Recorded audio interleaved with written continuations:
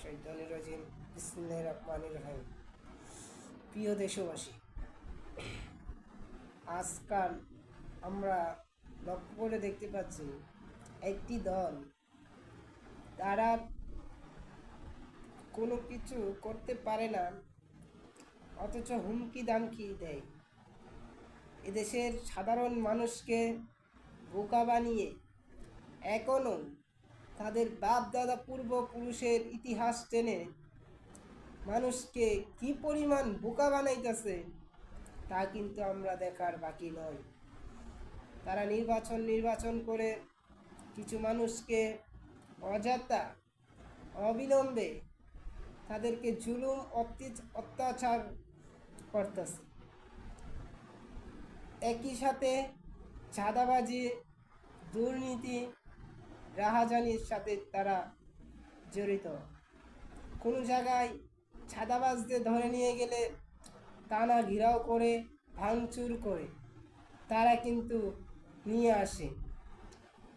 আবার দখলদারির বিরুদ্ধে কথা বললে হুমকি দেয়। তাদের কোনো ভুল নিয়ে কথা বললে তারা হুমকি দেয়। একই কায়দায় আমরা কিন্তু 5ই আগস্টের আগে দেখেছি, যদি কোনো লোক, কোনো সচেতন ব্যক্তি আওয়ামী লীগের বিরুদ্ধে কথা বলতো, ফ্যাসিস্টদের বিরুদ্ধে কথা বলতো, তখন কিন্তু তারা শকুনের মতন ঝাঁপিয়ে পড়তো, হুমকি দামকি দিত,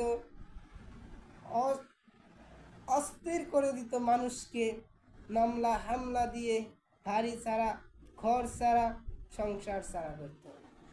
আজকে একইভাবে বিএনপি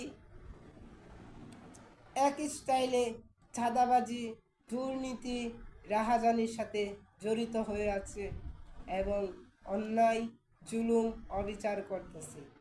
আমরা সরাসরি বিএনপির সিনিয়র নেতাদের উদ্দেশ্য করে বলতে চাই, আপনারা আপনাদের দলকে যদি নিয়ন্ত্রণ করতে না পারেন, তাহলে আগামী জাতীয় নির্বাচনে আপনাদেরকে বয়কট করার এক আন্দোলনের ডাক দিব।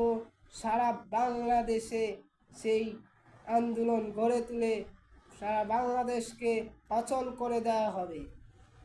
আপনারা অতি শীঘ্রই এই চাঁদাবাজি এবং দখলদারি, মাদকের সাথে জড়িত থাকা সকল কিছু থেকে বেরিয়ে আসুন, নয়তো অতি শীঘ্রই আন্দোলনের ডাক আসবে।